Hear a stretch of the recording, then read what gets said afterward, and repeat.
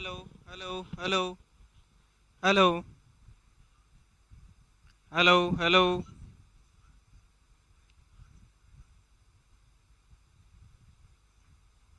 Hello hello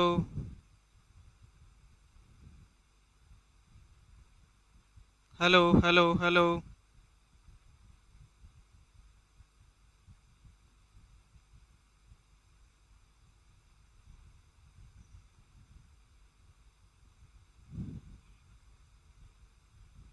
hello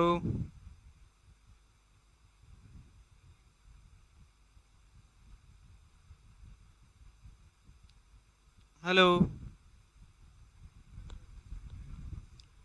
हाँ, hello hello hello hello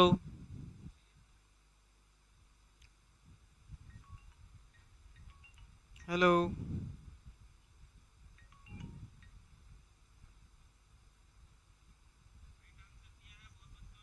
hello. कौन सा वाला है यार ये? हाँ, अब चालू हो गया। हेलो हेलो, नमस्कार दोस्तों। वेट ग्लोरियस एकेडमी के ऑनलाइन डिजिटल प्लेटफॉर्म में आप सभी का स्वागत है दोस्तों। हेलो, नमस्कार दोस्तों। कुछ तकनीकी खराबी के कारण थोड़ा डिले हो गया, उसके लिए आप सभी से क्षमा चाहता हूं दोस्तों। तो दोस्तों, ज़्यादा से ज़्यादा अपने दोस्तों के बीच शेयर करें दोस्तों।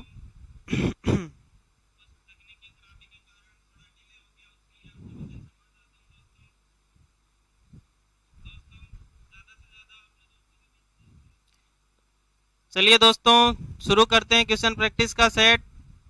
तो आप सभी से क्षमा चाहता हूं कि कुछ समय देरी हुई टेक्निकल एरर की वजह से। अब अपन शुरू करते हैं दोस्तों। हाँ भाई प्रवीण, सॉरी सभी को कष्ट हुआ होगा, उसके लिए मैं क्षमा याचना करता हूँ। कुछ तकनीकी खराबी आ गई थी, उस वजह से थोड़ा डिले हुआ। किशन कुमार, आवाज आ रही है क्या? Hello hello hello. चलिए दोस्तों, आज का पहला क्वेश्चन आपकी स्क्रीन के ऊपर आ रहा होगा। चलिए जल्दी से जल्दी इस पहले क्वेश्चन का आंसर देने की कोशिश कीजिए दोस्तों। पूछा गया है स्तन ग्रंथियों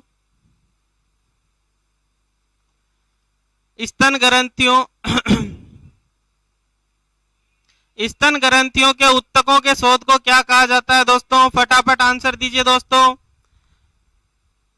यस कृष्ण कुमार। हाँ भाई, सभी को हेलो हाय। यस। तो देखिए दोस्तों, स्तन ग्रंथियों को क्या बोला जाता है दोस्तों? मेमरी ग्लैंड बोला जाता है। और मेमरी ग्लैंड जो सूजन होता है उसे क्या बोला जाता है दोस्तों? मेस्टाइटिस बोला जाता है दोस्तों। अब बात करते हैं दोस्तों मेट्राइटिस। मेट्राइटिस वर्ड किससे लिया जाता है दोस्तों? यूट्रस की जो सूजन होती है दोस्तों, बच्चेदानी की सूजन जो होती है, यूज किया जाता है क्या? मेट्राइटिस।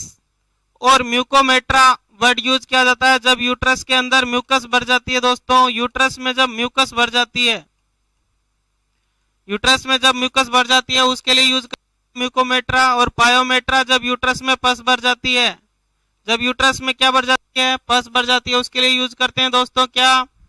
पायोमेट्रा। तो विक्रम, राइट आंसर है भाई तुम्हारा। सांवरिया मेहरा जी झालावाड़ से, इनको भाई हाय। हाँ, इनका आंसर भी सही है भाई, बी आर राइट है। तो आंसर क्या हो जाएगा? बी। चलिए नेक्स्ट क्वेश्चन की तरफ चलते हैं दोस्तों। सभी के बीच शेयर करो भाई। और गुरुजी की तरफ से आप सभी को क्षमा याचना है, थोड़ी देर हुई। तो दोस्तों नेक्स्ट क्वेश्चन आपकी स्क्रीन पर है दोस्तों। देखिए, निम्नलिखित में से किस स्थिति में गर्भाशय के शोध होने की संभावना रहती है? तो कौन सी ऐसी स्थिति होती है जिसके अंदर गर्भाशय के अंदर इन्फेक्शन होने की या गर्भाशय के अंदर इन्फ्लामेशन होने की संभावना रहती है? क्या पूछा जा रहा है? इन्फ्लामेशन। क्या कौन कौन से ऐसे कारण हो सकते हैं जिनकी वजह से इन्फ्लामेशन हो सकता है भाई? आंसर दो फटाफट। परवीन, नहीं भाई, फटाफट आंसर दो, बहुत देरी हो रही है।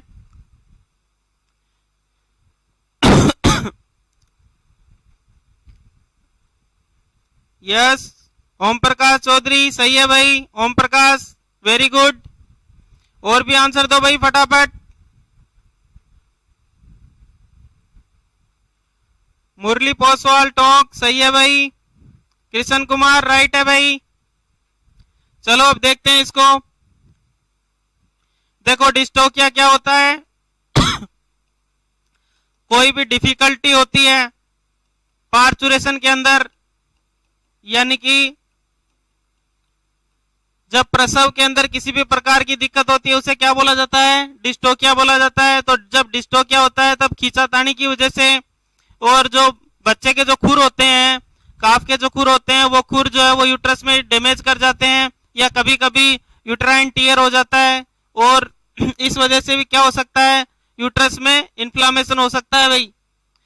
दूसरी है अनहाइजेनिक कंडीशन। जब एआई करते हैं तो उस दौरान गोबर वगैरह जो है वो एआई गन पे लग जाता है, तो उस वजह से क्या हो जाता है? वो इन्फेक्शन अंदर तक चला जाता है। तो ये कब करते हैं? जब अनस्टरलाइज्ड इक्विपमेंट्स यूज किए जाते हैं। किसमें? एआई के दौरान। एआई के दौरान जब अनस्टरलाइज्ड इक्विपमेंट्स जब यूज किए जाते हैं तब उस दौरान इन्फेक्शन जो है वो यूट्रस तक पहुंच जाता है भाई। तो उस दौरान भी क्या हो सकता है? यूट्रस का इन्फ्लामेशन हो सकता है भाई। नेक्स्ट देखो, प्लेसेंटा का बाहर नहीं निकलना। तो किसी कारण से कुछ प्लेसेंटा का पार्ट जो है वो प्रसव के पश्चात भी यूट्रस में रह जाता है, और वो फिर बाद में क्या हो जाता है? उसके अंदर प्यूट्रिफिकेशन होने लग जाता है और हार्मफुल बैक्टीरिया ग्रोथ कर जाते हैं। तो उस वजह से भी क्या हो सकता है भाई? गर्भाशय का शोध हो सकता है। तो इसके तीनों ही आंसर राइट होंगे भाई। इसका आंसर क्या होगा? डी होगा। ज्यादातर बच्चों ने डी दिया है, तो राइट है भाई सभी का। चलिए नेक्स्ट क्वेश्चन की तरफ चलते हैं। नेक्स्ट क्वेश्चन में पूछा गया है निम्नलिखित में से कौन सी जूनोटिक डिजीज नहीं है भाई? जूनोटिक डिजीज के बारे में पूछा गया है कि कौन सी इनमें से जूनोटिक डिजीज नहीं है, या ऐसी कौन सी बीमारी है जो एनिमल टू ह्यूमन में नहीं जाती या ह्यूमन टू एनिमल में नहीं आती भाई? फटाफट आंसर दो भाई।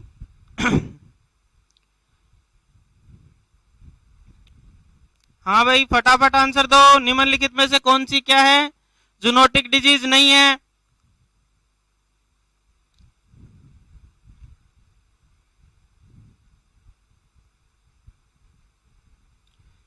फटाफट आंसर पे आओ भाई, फटाफट फटाफट। अपने दोस्तों के बीच में भी शेयर करो ताकि और लोग भी क्या है क्वेश्चन प्रैक्टिस कर सकें, औरों को भी लाभ हो। अपने मित्रों को जगाओ भाई।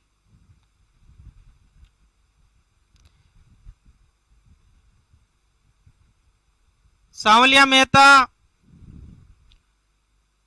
सी नहीं है बेटा, रोंग है। कृष्ण कुमार डी नहीं है बेटा, रोंग है। चलो डिस्कस करते हैं इसके बारे में भाई। स्कैबीज या मेंज किसकी की वजह से होती है? माइट्स की वजह से होती है। और माइट्स जो होती हैं वो एनिमल टू ह्यूमन और ह्यूमन टू एनिमल जाती रहती हैं भाई। और क्या करती हैं? मेंज करती हैं या स्कैबीज करती हैं। तो माइट भी क्या है? जूनोटिक डिजीज है, या एनिमल टू ह्यूमन जाती है। ब्रुसेलोसिस, ज्यादातर लोग जो हैं वो ब्रुसेलोसिस की वजह से अफेक्टेड हैं। जो लोग डिफॉल्ट तरीके से एआई करते हैं या पीटी करते हैं तो वो लोग क्या है कि ब्रुसेलोसिस का शिकार हो जाते हैं। तो भाई ब्रुसेलोसिस भी है, क्योंकि ब्रुसेलोसिस की वजह से ह्यूमन में ऑर्काइटिस होता है भाई। ह्यूमन में क्या होता है? ऑर्काइटिस होता है। ट्यूबरकुलोसिस, टीबी की जो बीमारी होती है वो एनिमल टू ह्यूमन और ह्यूमन टू एनिमल जाती है भाई। तो टीबी भी है। तो इसमें से कौन सा नहीं है? एपिस्टेक्सिस नहीं है। एपिस्टेक्सिस का मतलब होता है नोज ब्लीडिंग। क्या होता है? नोज ब्लीडिंग होता है एपिस्टेक्सिस का मतलब। तो नोज ब्लीडिंग जो है ये क्या है? ये ऐसी बीमारी है जो एक पशु से दूसरे पशु में नहीं फैलती। तो जब पशुओं में नहीं फैलती तो मनुष्य में कहां से जाएगी? तो इसका आंसर क्या हो जाएगा भाई? एपिस्टेक्सिस हो जाएगा। डी जिसने दिया उसने राइट है भाई, डी जिसने दिया। हाँ कृष्ण कुमार राइट है भाई। चलिए नेक्स्ट क्वेश्चन की तरफ चलते हैं। ज्यादा से ज्यादा शेयर करो ताकि और बच्चे भी इसका लाभ उठा सकें। हाँ सभी को हेलो भाई, देरी के लिए सभी से माफी चाहते हैं क्योंकि कुछ टेक्निकल मिस्टेक हो गई थी, इस वजह से थोड़ी देरी हुई। चलिए नेक्स्ट क्वेश्चन की तरफ चलते हैं। तो नेक्स्ट क्वेश्चन आपकी स्क्रीन के ऊपर आ रहा होगा। नेक्स्ट क्वेश्चन का आंसर दीजिए। निम्नलिखित में से रोग जिसमें रोगी अखाद्य पदार्थों को खाता है, ऐसा कौन सा रोग है जिसके अंदर ऐसे पदार्थों को पशु खाता है जो क्या है? आहार के घटक नहीं है। तो ऐसे खाद्य पदार्थों को खाना क्या कहलाता है? फटाफट आंसर दो भाई। परवीन राइट है भाई, परवीन जांगीर। किशन कुमार राइट है भाई। सोनू धाकड़ प्रणाम भाई, आपको भी को प्रणाम। कृष्ण कुमार राइट है भाई। ओपी चौधरी राइट है बेटा। चलो अब देखो, पाइका या एलोट्रायोफेजिया, पाइका या एलोट्रायोफेजिया क्या होता है? ऐसे पदार्थों को खाना जो भोजन में काउंट नहीं होते उसको पाइका बोलते हैं।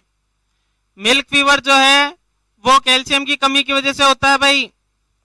तो मिल्क फीवर के अंदर कोई भी ऐसा खाद्य पदार्थ खाने से बीमारी नहीं होती है, जबकि कैल्शियम की कमी से होती है।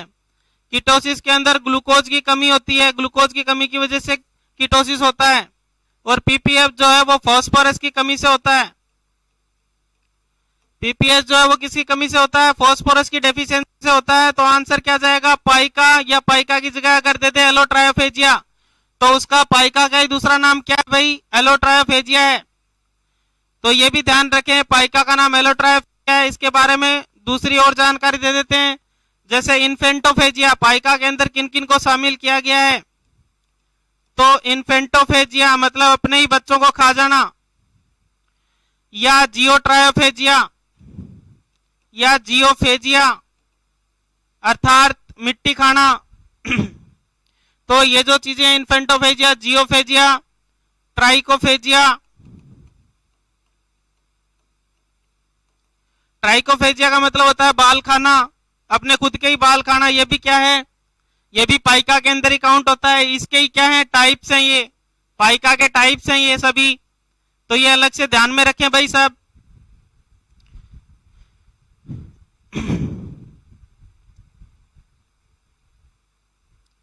सही है भाई बाबूलाल, राइट है। ज्यादातर बच्चों ने सही आंसर दिया है भाई, पढ़ने लगे सब। चलिए नेक्स्ट क्वेश्चन की तरफ चलते हैं। तो इसका नाम याद रखें भाई, पाइका। पाइका को क्या बोलते हैं? एलोट्रायोफेजिया भी बोलते हैं बच्चों।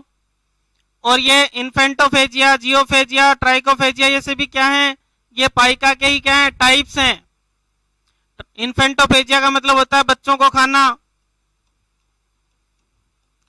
जियोफेजिया का मतलब होता है मिट्टी खाना, और ट्राइकोफेजिया का मतलब होता है बालों को खाना। तो ये सब चीजें किसके अंदर काउंट होती हैं? पाइका के अंदर काउंट होती हैं। नेक्स्ट क्वेश्चन आपकी स्क्रीन के ऊपर आ रहा है। देखो भाई, निम्नलिखित में से कौन सा एक रोग ऐसा है जो एक पशु से दूसरे पशु में नहीं फैलता? अर्थात निम्नलिखित में से कौन सा ऐसा रोग है जो एक पशु से दूसरे पशु में नहीं फैलता है भाई? फटाफट आंसर करो।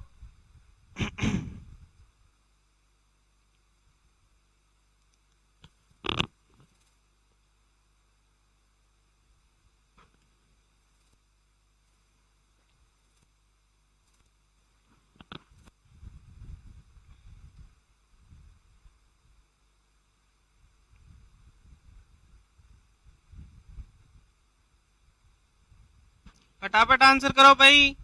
35 नंबर क्वेश्चन का आंसर। नहीं भाई, रॉन्ग है।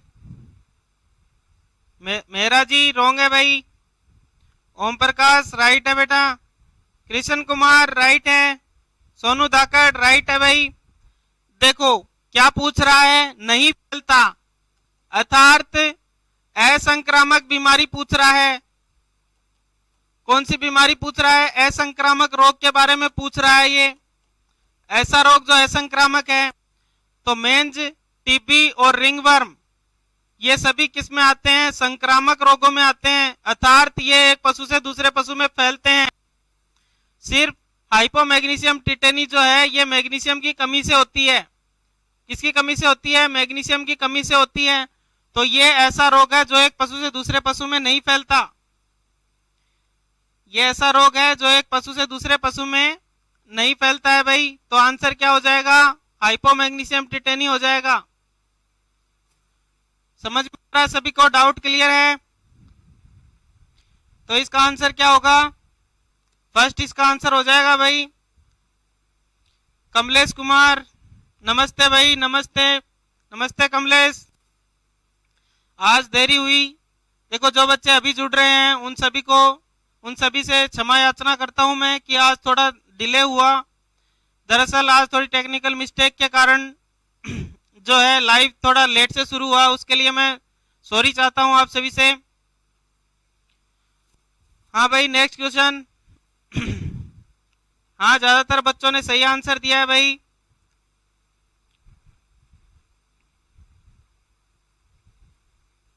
Yes Om Prakash, very good भाई, वेरी गुड। नेक्स्ट क्वेश्चन की तरफ चलते हैं। नेक्स्ट क्वेश्चन जो है, वे रोग जो एक पीढ़ी से दूसरी पीढ़ी में स्थानांतरित होते हैं, वैसे रोगों को कौन से रोग बोलते हैं? वे रोग जो एक पीढ़ी से दूसरी पीढ़ी में स्थानांतरित होते हैं भाई, उन रोगों को कौन सा रोग बोला जाता है? उपार्जित रोग, आनुवंशिक रोग, एक्यूट रोग या बहिर्जात रोग?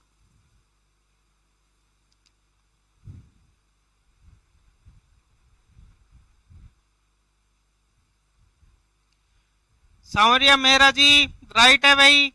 कमलेश राइट है। विक्रम राइट है भाई। भाई कल से ही शुरू की है ऑनलाइन क्लासेस जो है वो कल से ही शुरू हुई हैं, अब डेली होंगी। हाँ भाई डेली होंगी अब क्लासेस। 8:30 बजे का टाइम रखा गया है। अपने मित्रों को भी बताएं और ज्यादा से ज्यादा लोगों के बीच शेयर करें। सोनू यस राइट है भाई। चलिए देखो, एक पीढ़ी से दूसरी पीढ़ी में जो रोग पहुंचता है उसे बोलते हैं आनुवंशिक रोग या हेरिडेटरी डिजीज। क्या बोलते हैं? हेरिडेटरी डिजीज या आनुवंशिक रोग। तो इसका आंसर क्या हो जाएगा? सेकंड हो जाएगा। परंतु इनके बारे में बात कर लेते हैं। उपार्जित रोग क्या होते हैं? उपार्जित रोग वे रोग होते हैं जो इन्वायरमेंट में पैदा होने के बाद इन्वायरमेंट के द्वारा हमें मिलते हैं। तो ये क्या है? जन्म के बाद होने वाले रोग हैं। ये जन्म के बाद में होते हैं। एक्यूट रोग क्या होता है? एक्यूट रोग भी किसका टाइप है? संक्रामक रोगों का टाइप है। जो संक्रामक रोग होते हैं उनका टाइप है।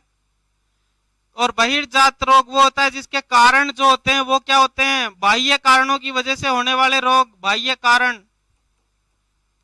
तो बाह्य कारणों के कारण होने वाले रोगों को क्या कहते हैं? बहिर्जात रोग कहा जाता है भाई। तो इसका आंसर क्या हो जाएगा? आनुवंशिक रोग। जो एक पीढ़ी से दूसरी पीढ़ी में रोग जाते हैं क्या बोला जाता है? आनुवंशिक रोग बोला जाता है। क्लियर है सभी को? चले नेक्स्ट क्वेश्चन पर। क्लियर है क्या?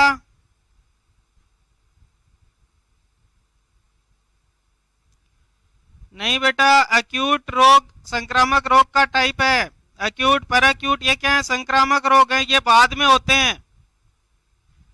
ये रोग इन्वायरमेंट से मिलते हैं, अर्थात किसका टाइप है? उपार्जित रोगों का ही क्या है? एक टाइप है।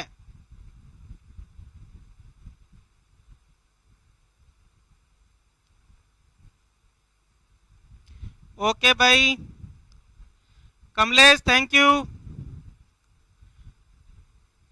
हाँ कर्तव्य है भाई, ये निभाना पड़ेगा।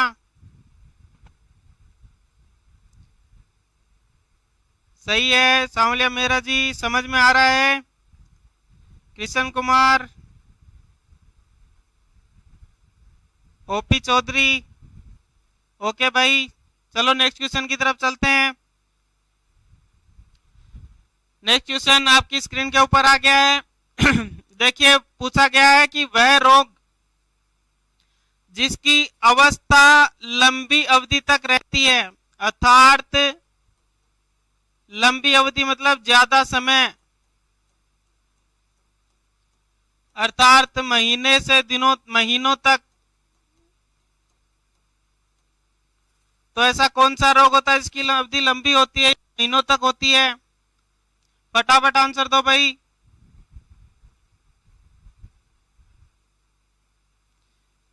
विक्रम राइट है भाई।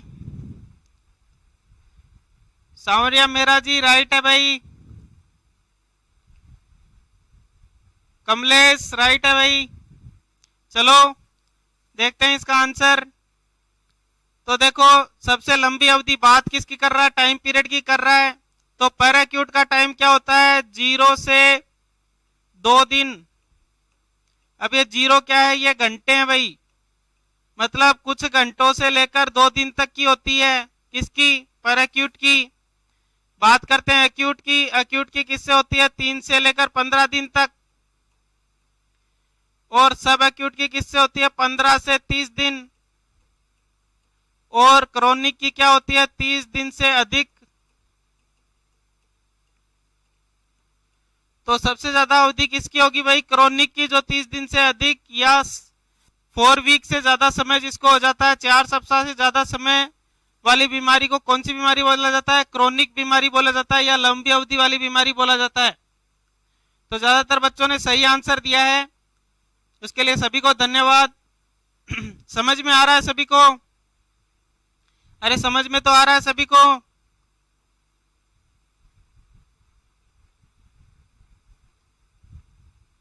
हाँ भाई, एक्यूट 3 से 15 दिन, वेरी गुड। समझ में तो आ रहा है क्या? रिप्लाई करो भाई, समझ में आ रहा है या नहीं आ रहा? आगे चलें फिर। रिप्लाई नहीं आ रहा है, क्या बात है, सो गए क्या सब? जागो।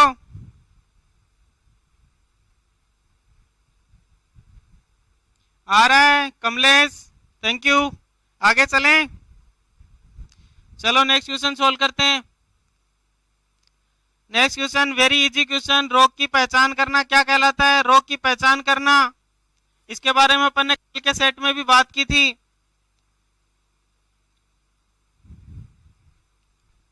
यस, आंसर दो भाई फटाफट। रोग की पहचान करना क्या कहलाता है? रोग को पहचानना।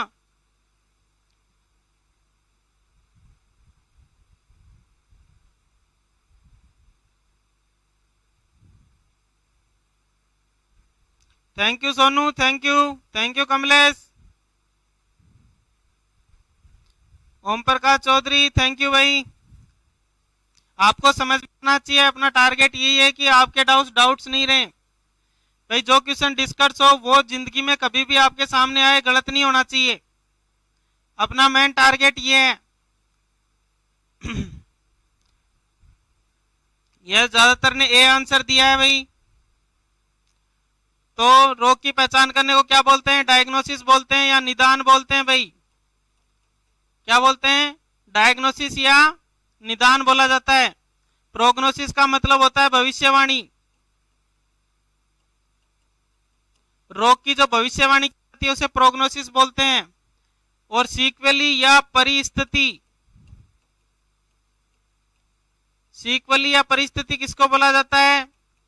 तो ऐसी बीमारी जिसका अपूर्ण इलाज होता है और वो उसका भयानक रूप बाद में देखने को मिलता है, उसे क्या बोला जाता है? सीक्वेली या परिस्थिति बोला जाता है भाई।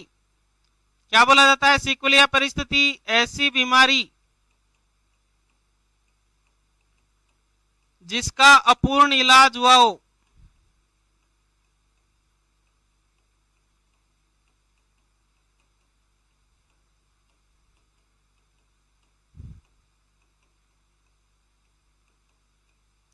और जिसके अपूर्ण इलाज के बाद की जो भयानक अवस्था प्रकट होती है,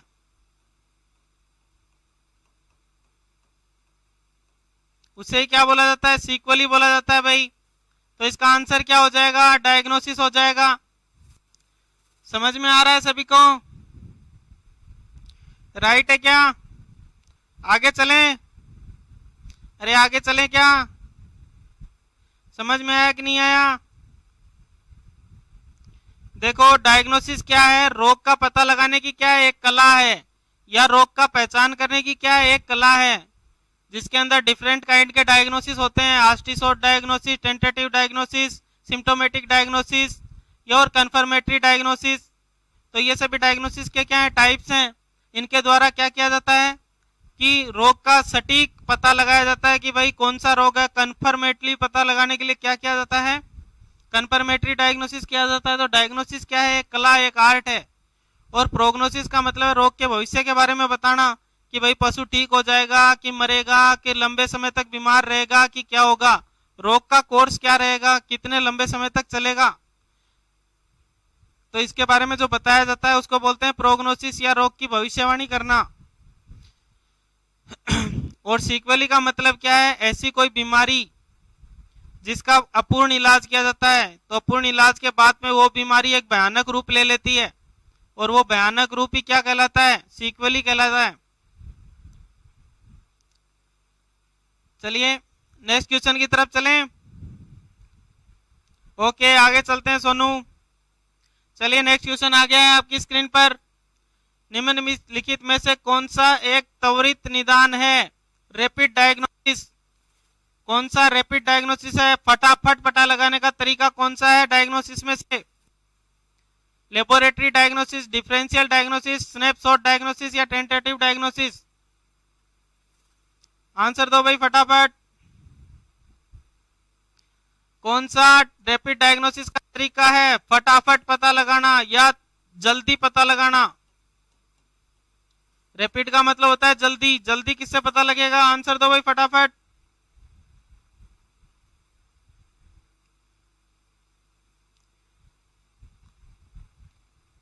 विक्रम नहीं, रॉन्ग है भाई विक्रम।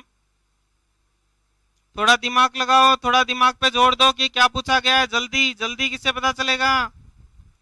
परवीन नहीं भाई, रॉन्ग है। सांवलिया मेरा जी झालावाड़ राइट है भाई। चलो देखो, लेबोरेटरी डायग्नोसिस के अंदर अपन क्या करेंगे, प्रयोगशाला में क्या भेजेंगे, नमूना भेजेंगे, नमूना या सैंपल भेजेंगे, और सैंपल भेजेंगे, फिर रिपोर्ट आएगी, तो रिपोर्ट के बाद पता चलेगा। तो ये क्या हो गया, बहुत लंबा समय लग गया इसमें। तो इसमें क्या लग गया, ज्यादा समय लग गया। इसका मतलब क्या है, ये आंसर नहीं है। डिफरेंशियल डायग्नोसिस में भी क्या करेंगे, कोई दो बीमारियां एक जैसी दिखती हैं, दो रोग जो एक जैसे दिखते हैं,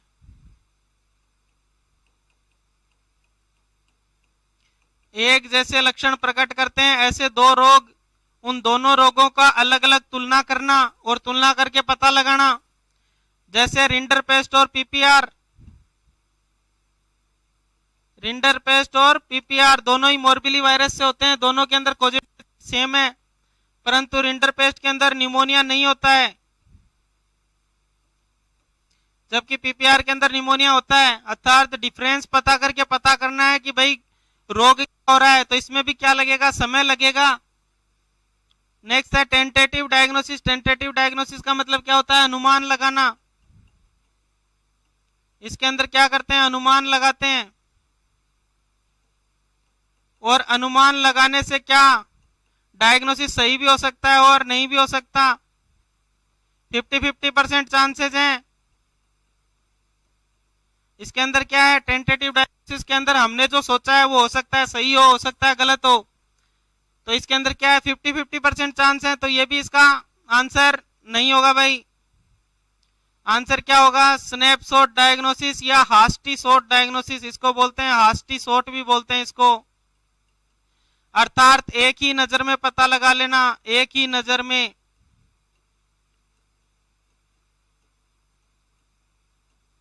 देखते ही पता चल जाए, एक ही नजर में देखते ही पता चल जाए कि क्या रोग है। अर्थात रोग के ऐसे पर्टिकुलर लक्षण जो दिखते ही पता चल जाए कि क्या है, इसको ये रोग है। तो उसको बोलते हैं स्नैपशॉट डायग्नोसिस, या सीधा एक ही नजर में देखा, पशु को देखते ही पता चल जाए इसको क्या रोग है। जैसे भाई पशु ब्याह है, ब्याहने के बाद खड़ा नहीं हो रहा और उसका जो पोस्चर है वो कुछ इस प्रकार है कि उसने अपनी गर्दन जो है वो फ्लैंक की तरफ घुमा रखी है, वो अपने पेट की तरफ ही देख रहा है। तो इसका मतलब क्या है कि उसको क्या हो गया है, मिल्क फीवर, एक ही नजर में देखते ही पता चल गया। तो ये क्या है, सबसे फास्ट है भाई, बहुत ही फास्ट। ये क्या है, फास्ट तरीका है, बहुत जल्दी पता लगाने का तरीका है। तो आंसर क्या हो जाएगा, सी हो जाएगा भाई। सबसे फास्ट डायग्नोसिस का तरीका कौन सा है, हार्टी-शॉर्ट डायग्नोसिस या टेंटेटिव डायग्नोसिस है।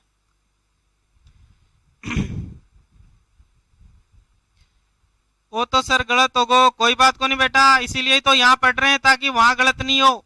जब आपकी मेन एग्जाम होगी उस दौरान ये क्वेश्चन जैसे ही आपके सामने आएगा आपका तुरंत दिमाग चलेगा और आप एक ही नजर में पता कर लोगे कि हाँ इसका आंसर तो ये है।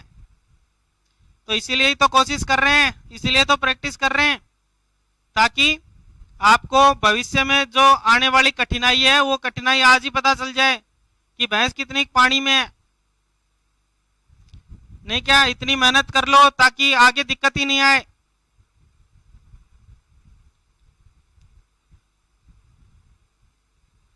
हाँ सीबीजी 450 मिल्क प्योर में चढ़ाते हैं भाई, ठीक है, शाबाश, बिल्कुल राइट है। चलो नेक्स्ट क्वेश्चन की तरफ चलते हैं। नेक्स्ट क्वेश्चन में पूछा गया है भाई नेक्स्ट क्वेश्चन आपकी स्क्रीन पर है, फटाफट आंसर दो भाई।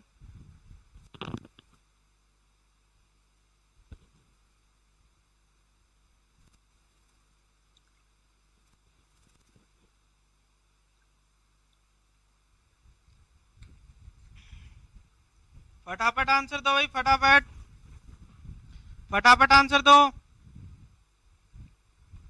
आवाज आ रही है क्या सभी को? यस, मौत के बारे में पूछे तो सबको पता चल जाता है, नहीं क्या? चलो देखते हैं मृत्यु क्या होती है। बात कर रहे हैं डेथ की। तो डेथ जो होती है उसके 3 ट्राइपॉड्स होते हैं, tripods of life.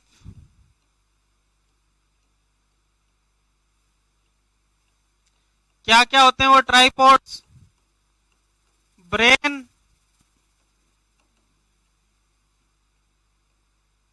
Lungs and heart. दिमाग, फेफड़े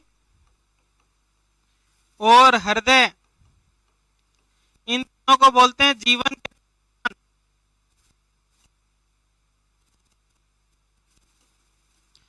तो यदि दिमाग काम करना बंद कर दे तो भी मौत हो सकती है, यदि फेफड़े काम करना बंद कर दे तो भी मौत हो सकती है, और यदि दिल काम करना बंद कर दे तो भी मौत हो सकती है। अर्थात ये तीनों जब काम करना बंद कर दें उसको बोलते हैं डेथ। क्या उसको बोलते हैं डेथ? अब देखो चेक करते हैं मृत्यु का कौन सा लक्षण है। पहला है हृदय की धड़कन बंद हो जाना, राइट है भाई, क्योंकि हृदय कहाँ आ रहा है, हृदय, ये देखो हृदय आ गया। अगर हृदय काम करना बंद कर दे तो क्या हो जाती है, डेथ हो जाती है। दूसरा दिया है श्वसन क्रिया बंद हो जाना, श्वसन क्रिया मतलब लंग्स, फेफड़े, तो देखो फेफड़े आ गए, तो ये भी क्या है, राइट है भाई। और तीसरा है पुतलियों का चौड़ा हो जाना। तो मरने के बाद क्या होता है, मरने के बाद नर्वस कंट्रोल जो है वो कंट्रोल नहीं रहता और पुतलियां क्या हो जाती हैं, डायलेट हो जाती हैं, तो माइड्रियसिस हो जाता है। इसको क्या बोलते हैं, माइड्रियसिस या पुतली चौड़ी हो जाना। आंखों की जो पुतलियां होती हैं वो चौड़ी हो जाती है मरने के बाद। तो आंसर क्या हो जाएगा, ऑल, मतलब ये तीनों ही सही है भाई। हाँ कमलेश राइट है भाई, सभी ने राइट आंसर दिया है इसका। सत्यनारायण आचार्य, थैंक यू भाई, थैंक यू। सत्यनारायण पूर्विया, नहीं बेटा रोंग है। सत्यनारायण,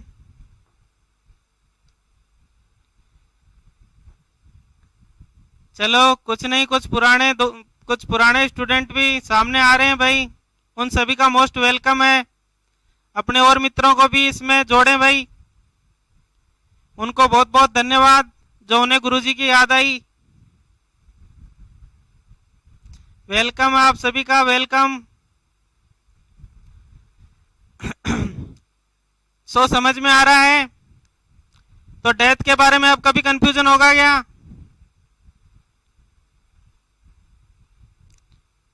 चलें आगे, आगे चलें क्या? कमेंट करो भाई फटाफट, सो तो नहीं गए? I like it, I also like it. आपके लाइक को हम भी लाइक करते हैं, तो इसलिए दिल खोल के लाइक किया करो भाई।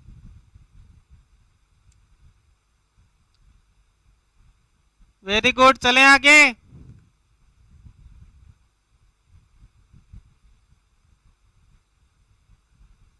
Kamlesh thank you, thank you.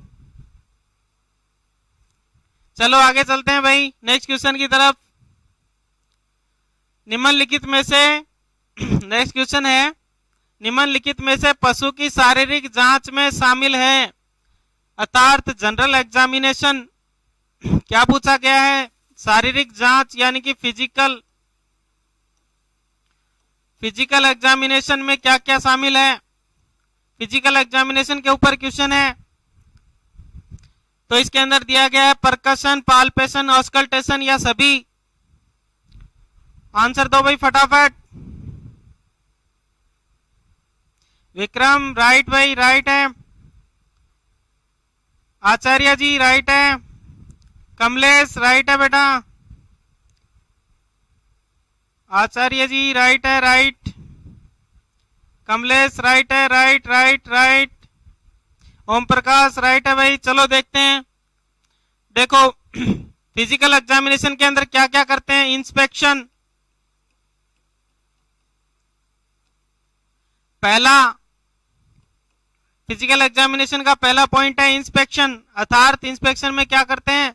शरीर की सभी पूरी बाह्य रूप से संपूर्ण जांच करना कि भाई कहीं कोई चोट वगैरह तो नहीं लगी, कहीं कोई घाव तो नहीं है, तो इसके बारे में जांच करना, इसको बोलते हैं इंस्पेक्शन। दूसरा है पाल्पेशन।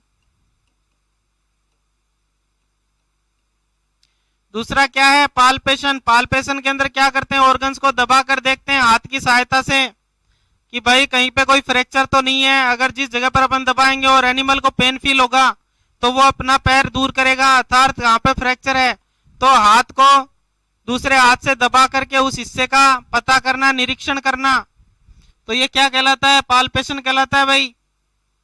नेक्स्ट बात करते हैं तीसरा, परकशन। परकशन के अंदर क्या करते हैं? एक हाथ की उंगलियों पर दूसरे हाथ की उंगलियों से थपेड़ी लगा करके और किसी ऑर्गन के ऊपर चोट कर करके और उस ऑर्गन के अंदर की आवाज सुनी जाती है कि अंदर क्या हो रहा होगा, किस प्रकार की आवाज आ रही है, तो उस आवाज से पता लगाया जाता है कि अंदर की ऑर्गन की कंसिस्टेंसी कैसी है। तो तीसरा मेथड कौन सा है? परकशन है। चौथे मेथड की बात करते हैं भाई। चौथा मेथड क्या है? ऑस्कल्टेशन। ऑस्कल्टेशन के अंदर क्या करते हैं? स्टेथोस्कोप की सहायता से आवाज सुनते हैं। स्टेथोस्कोप की सहायता से ऑर्गन्स के अंदर की आवाज सुनते हैं, जैसे हार्ट की, लंग्स की, आंतों की, इनकी मूवमेंट्स की, अंदर जो मूवमेंट हो रही है उसकी आवाज सुनते हैं। तो अपने अंदर इसमें चेक करते हैं अब ऑप्शन। तो पहला ऑप्शन परकशन, इसमें है क्या? परकशन है, देखो तो परकशन भी है, सही है। दूसरा देखो पाल्पेशन भी है, तो पाल्पेशन भी राइट है। तीसरा ऑस्कल्टेशन भी राइट है। यथार्थ तीनों ही ऑप्शन राइट है। तो शरीर की जांच के अंदर क्या करते हैं? चारों ही चीजें करते हैं। तो सभी ने सही आंसर दिया है, सभी को धन्यवाद। हाँ कृष्ण कुमार राइट है भाई, सभी को धन्यवाद। समझ में तो आ रहा है सभी को? समझ में आ रहा है तो कमेंट में लिखो भाई। अच्छे से समझ में आ रहा है? कोई डाउट हो तो पूछो।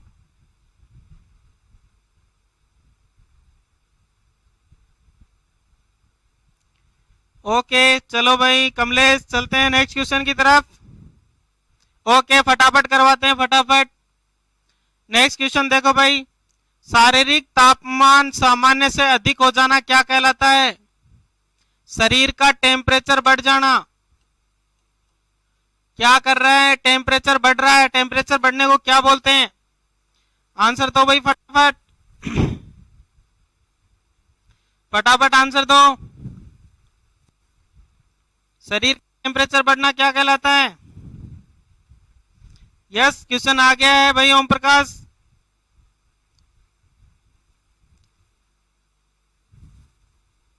विक्रम राइट है भाई, देवाराम राइट है, कमलेश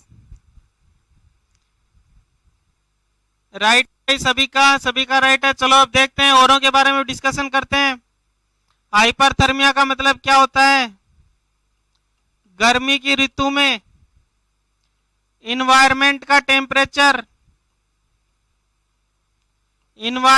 टेम्परेचर बढ़ जाए, उसकी वजह से बॉडी टेम्परेचर बढ़ जाए तो उसे बोलते हैं हाइपरथर्मिया या लू लगना। तो इसके अंदर टेम्परेचर बढ़ता है भाई। टेकीकार्डिया का मतलब क्या होता है? हार्ट रेट का बढ़ जाना। हाइपरपनोइया का मतलब क्या होता है? रेस्पिरेशन रेट का बढ़ जाना। और हाइपरप्लेजिया का मतलब क्या होता है? किसी ऑर्गन की साइज बढ़ जाना, आकार बढ़ना।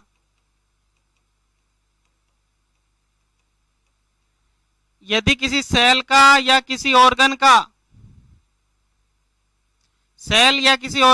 आकार बढ़ जाता है तो उसको क्या बोला जाता है? हाइपरप्लेजिया बोला जाता है। तो इसका आंसर क्या हो जाएगा? फर्स्ट हो जाएगा।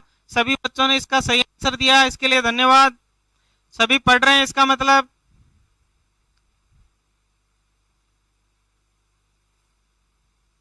समझ में आ रहा है सभी को? ओके चलते हैं नेक्स्ट क्वेश्चन लेते हैं भाई। निम्नलिखित में से सबसे कम सामान्य श्वसन दर किसकी है? अर्थात रेस्पिरेशन रेट सबसे कम किसकी है?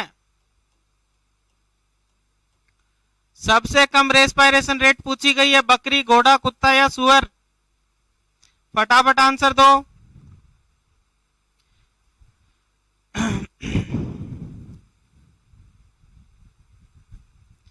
फटाफट आंसर दो भाई फटाफट।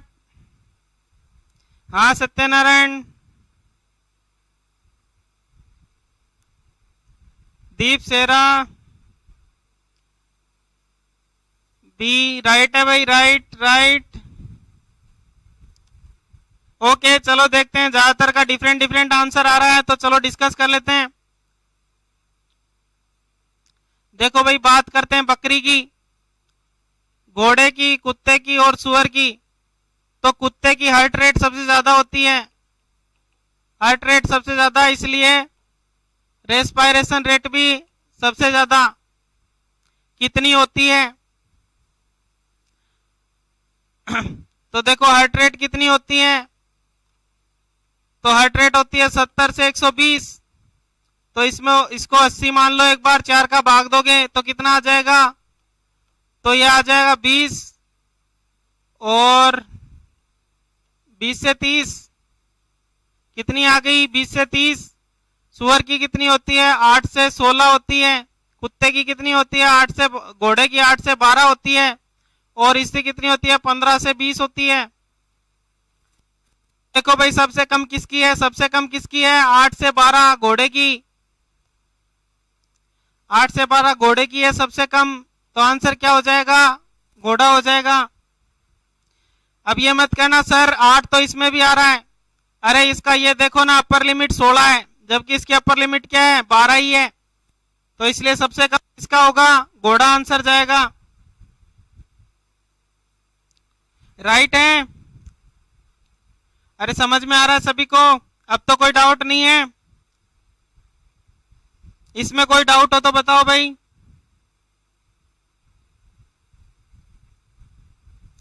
इसमें कोई डाउट हो तो बताओ, आगे चलें? चलो आगे चलते हैं। बहुत बच्चे जुड़ गए हैं भाई, सभी को धन्यवाद। और बच्चों को भी जोड़ो भाई फटाफट, और स्टूडेंट्स को भी जोड़ो।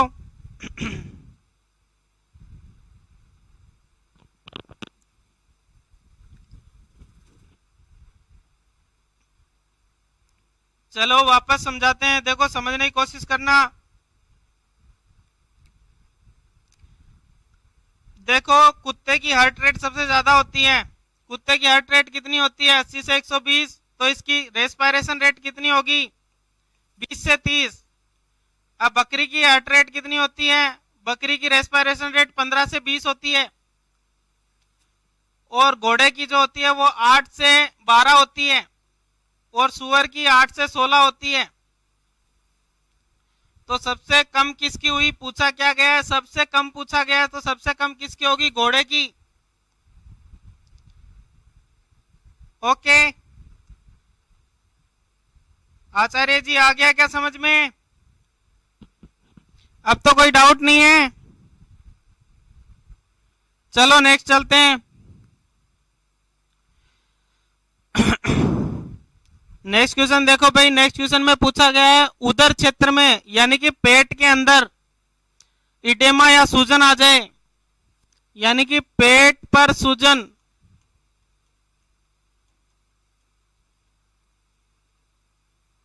पेट में सूजन नहीं है, पेट पर सूजन है। उदर क्षेत्र में का मतलब क्या है? उदर के ऊपर सूजन। तो वो सूजन क्या कहलाती है? एसाइटिस, एटेक्सिया, एट्रेसिया या एफेसिया?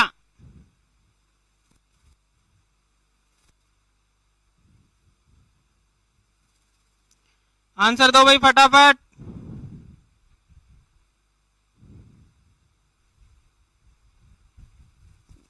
चलो डिफरेंट डिफरेंट आंसर आ रहा है सभी का, मतलब एक मत नहीं है सभी। चलो इसको डिस्कस करते हैं।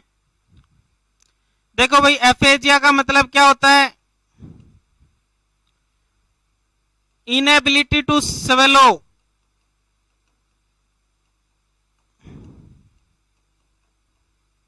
या कुछ भी नहीं खा पाना।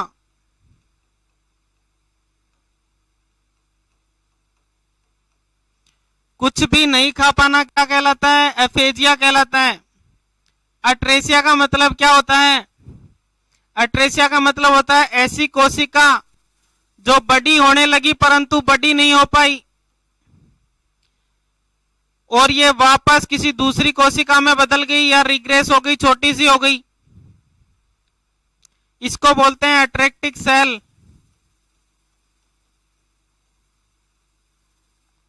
अर्थात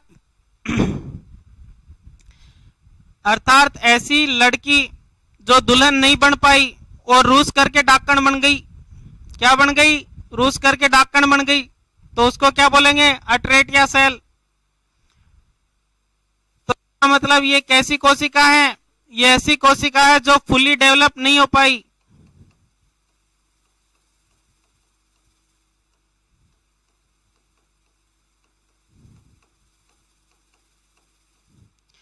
जैसे क्या होता है, जैसे ओवरी के अंदर जब एस्ट्रस साइकिल चलता है उस दौरान बहुत सारी फॉलिकल जो है वो अंडा बनने के लिए तैयार होती हैं, लेकिन उनमें से कोई एक या दो ही अंडा बन पाती हैं। बाकी की जो सेल्स होती हैं उनको इतना हार्मोन नहीं मिलता कि उनका ओवुलेशन हो सके, तो वो सेल्स क्या करती हैं? वो सेल रिग्रेस हो जाती हैं और एट्रेसिया सेल्स में बदल जाती हैं, और फिर वो सेल्स नर हार्मोन स्त्रावित करती हैं, जिसकी वजह से लेडीज में दाढ़ी मूछ आती हैं। क्या आती हैं? दाढ़ी मूछ आती हैं। तो वो सेल्स क्या होती हैं? अट्रेसिया सेल्स होती हैं। तो अट्रेसिया का मतलब क्या होता है? ऐसी कोशिका जो फुली डेवलप नहीं हो पाए और रिग्रेस होकर के किसी दूसरी कोशिका में बदल जाए या अपना कार्य ही बदल ले, तो ऐसी कंडीशन को क्या बोलते हैं? अट्रेसिया बोलते हैं। या उनका विकास रुक जाना, तो विकास रुक जाता है इसके अंदर। अट्रेसिया के अंदर क्या होता है? विकास रुक जाता है।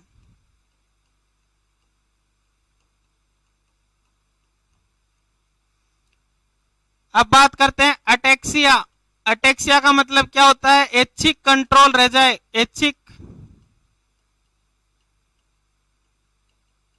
ऐच्छिक नियंत्रण ना रहे।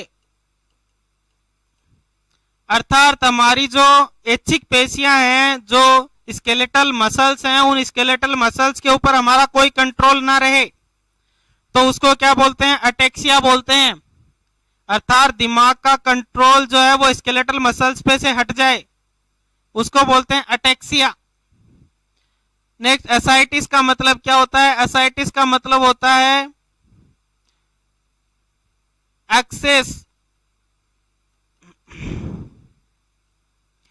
एक्सेस फ्लूइड अक्यूमुलेशन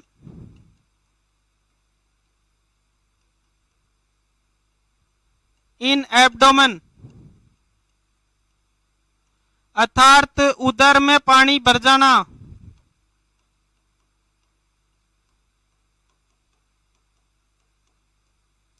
उदर में पानी भर जाना, तो इसको क्या बोलते हैं? उदर में पानी भर जाना का मतलब क्या है? सूजन आ जाना, तो इसे क्या बोलते हैं? एसाइटिस बोलते हैं भाई।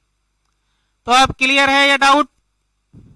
बाकी के अगर पूछ लिए जाए, बाकी के ऑप्शंस में से आए तो उनको भी सही कर सकते हो कि नहीं कर सकते? हाँ भाई विक्रम, सही है आपका। चलो दीप सेरा, आगे चलते हैं। नेक्स्ट क्वेश्चन आपकी स्क्रीन के ऊपर, नेक्स्ट क्वेश्चन आपकी स्क्रीन के ऊपर आ चुका है। चलो इसे सोल्व करो फटाफट।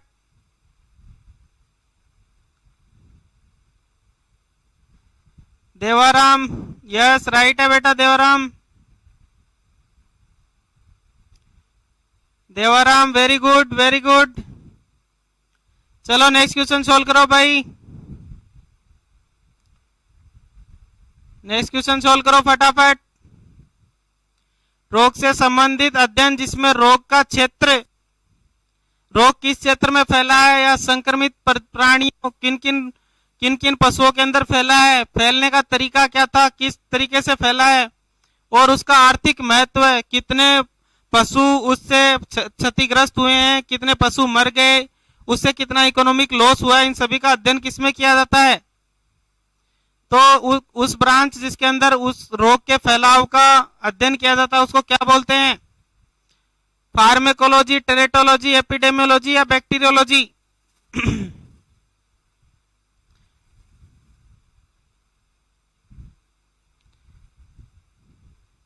नहीं,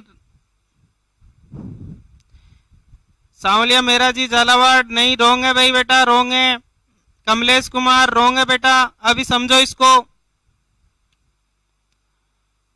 फार्मेकोलॉजी का मतलब क्या होता है? दवाओं का अध्ययन, स्टडी ऑफ ड्रग्स,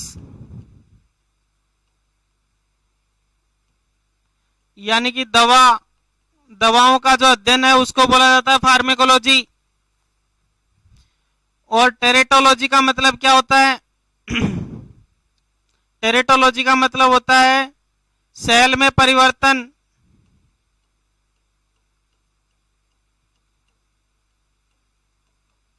सेल में परिवर्तन का अध्ययन।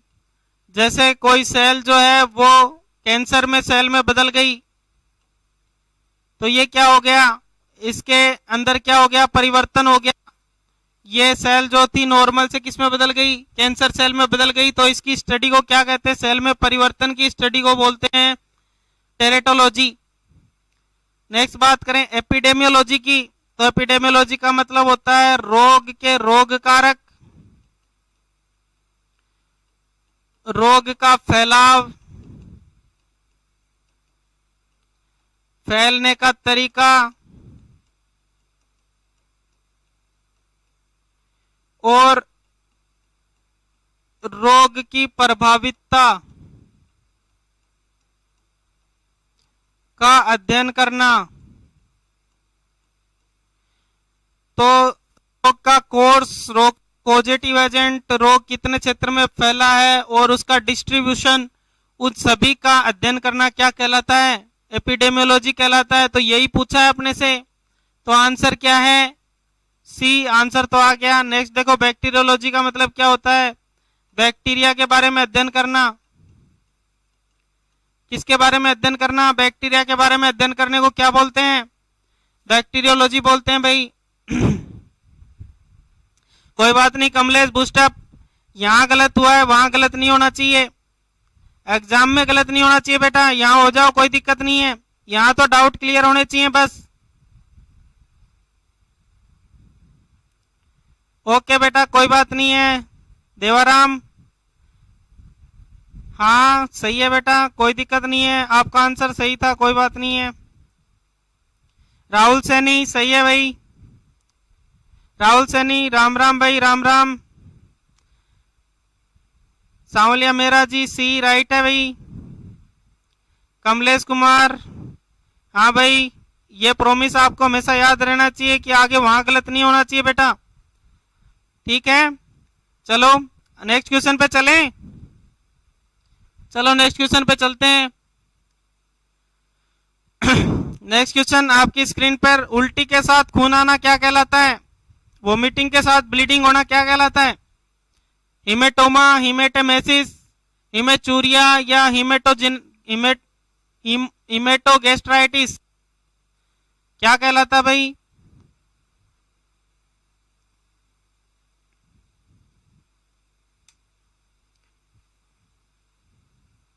हाँ देखो क्या कहलाता है भाई, उल्टी के साथ खून आना क्या कहलाता है?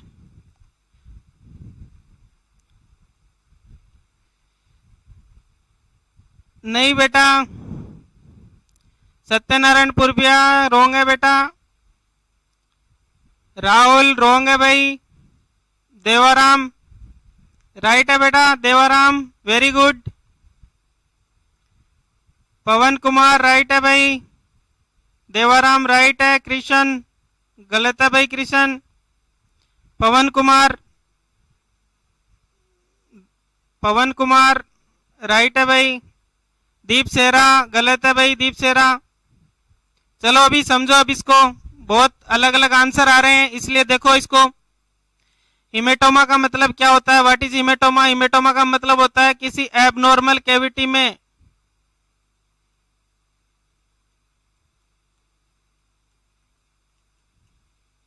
क्या भर जाए? ब्लड भर जाए। एबनॉर्मल कैविटी के अंदर ब्लड भर जाए तो उसको क्या बोला जाता है? हिमेटोमा बोला जाता है भाई। क्या बोला जाता है? हिमेटोमा। हिमेटेमेसिस का मतलब क्या होता है? हिमेटेमेसिस का मतलब होता है ब्लीडिंग,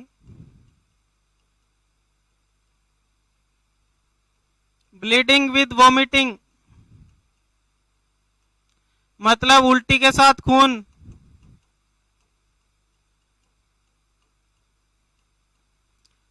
तो आंसर क्या होगा? ये होगा। ये क्यों नहीं होगा इसका आंसर देखना। हिमेचूरिया का मतलब क्या होता है? पेशाब के साथ खून आना।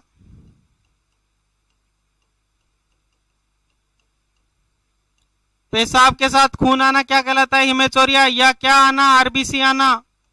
पेशाब के साथ अगर आरबीसी या खून आता है, इंटेक्ट ब्लड आता है, तो उसको क्या बोलते हैं? हिमेचूरिया बोलते हैं। अब हीमोगेस्ट्राइटिस का मतलब क्या होता है?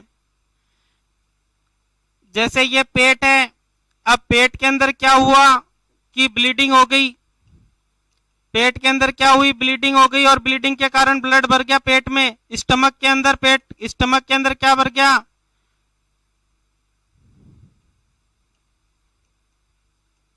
ब्लड जो है वो स्टमक में भर गया, ब्लड एक्युमुलेट स्टमक के अंदर, तो इसको बोलते हैं हीमोगेस्ट्राइटिस।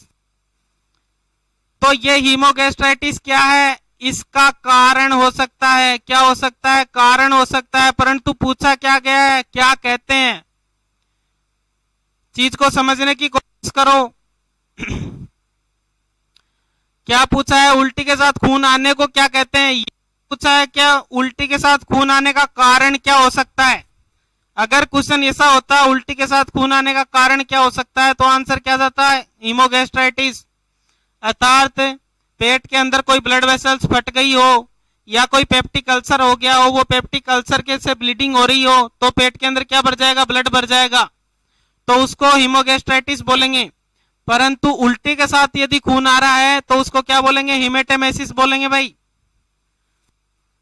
अब डाउट क्लियर है? डाउट क्लियर है भाई? गौरव कुशवाहा, अब डाउट क्लियर हो गया? राहुल सैनी ओके भाई, ओके, कंफ्यूजन हो गया था। अगर कारण पूछा जाए तो आप ये आंसर दे सकते हो फोर्थ, लेकिन पूछा क्या गया है, उल्टी के साथ खून आने को क्या कहते हैं, इस प्रोसेस को क्या कहते हैं? तो उस प्रोसेस को क्या कहते हैं? उस प्रोसेस को कहते हैं हीमेटोमेसिस। अब क्लियर है? क्लियर है क्या कमलेश? चलें आगे।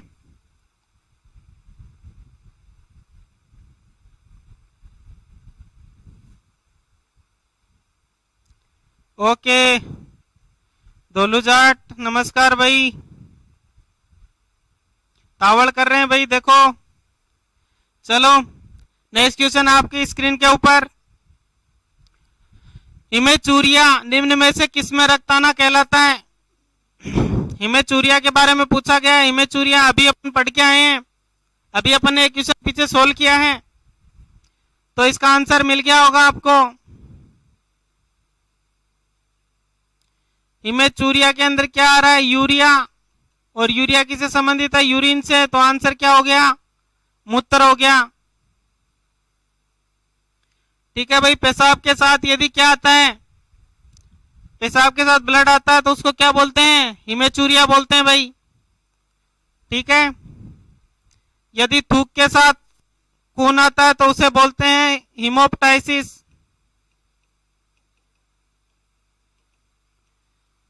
हीमोप्टाइसिस बोला जाता है।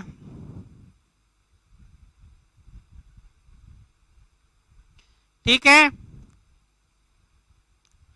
नेक्स्ट क्वेश्चन आपकी स्क्रीन के ऊपर। नेक्स्ट क्वेश्चन का आंसर लगाओ भाई,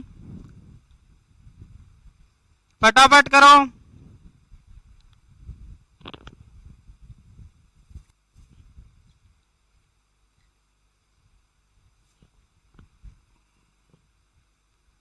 फटाफट आंसर लगाओ, फटाफट। 48 का आंसर दो भाई।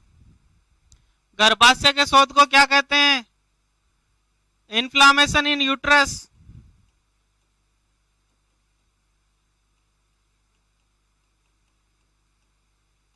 बच्चेदानी में जो सूजन आ जाती है उसको क्या कहते हैं भाई? बच्चेदानी में सूजन को क्या कहते हैं? यस, सभी का राइट है भाई। कमलेश राइट है बेटा, सोनू राइट है, ओम प्रकाश राइट है भाई, सभी का राइट है। चलो देखो, म्यूकोमेट्रा अभी अपन पढ़ के आए थे। यदि यूट्रस के अंदर यदि म्यूकस डिपॉजिट हो जाए तो उसे बोलते हैं म्यूकोमेट्रा। हिस्टेरेक्टोमी का मतलब क्या होता है? यूट्रस को काट के हटा देना। यूट्रस को काट कर हटा देना हिस्टेरेक्टोमी कहलाता है। साल्पिंजाइटिस का मतलब क्या होता है? अंडवाहिनी की सूजन। अंडवाहिनी की सूजन, क्योंकि अंडवाहिनी को साल्पिंस बोलते हैं। अंडवाहिनी के लिए साल्पिंग्स बोलते हैं, तो अंडवाहिनी की सूजन को क्या बोला जाता है? साल्पिंजाइटिस बोला जाता है। मेट्राइटिस बोला जाता है यूट्रस के इन्फ्लामेशन को, तो यूट्राइन इन्फ्लामेशन यानी कि सूजन, यूट्रस में सूजन को क्या बोला जाता है? मेट्राइटिस बोला जाता है। Answer is fourth answer. सभी ने सही दिया था भाई, सभी को कॉन्ग्रेचुलेशन। चलो नेक्स्ट क्वेश्चन की तरफ चलते हैं। नेक्स्ट क्वेश्चन,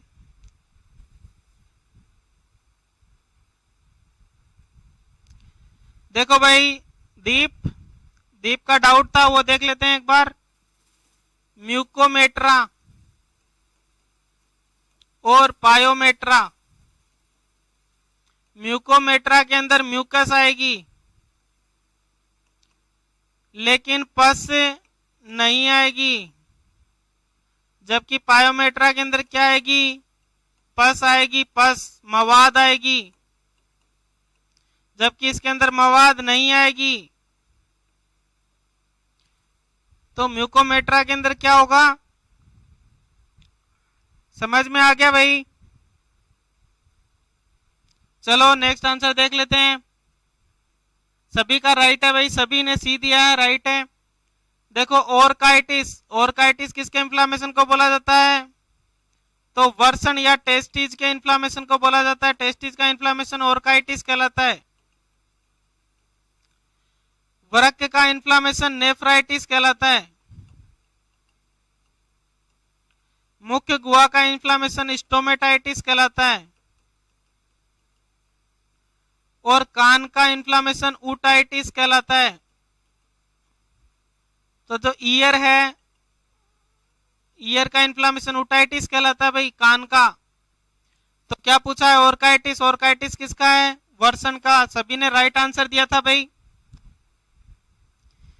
यस, सभी का राइट है। देवाराम राइट है भाई। सत्यनारायण पुरपिया राइट है भाई। सांवलिया मेरा जी राइट है भाई।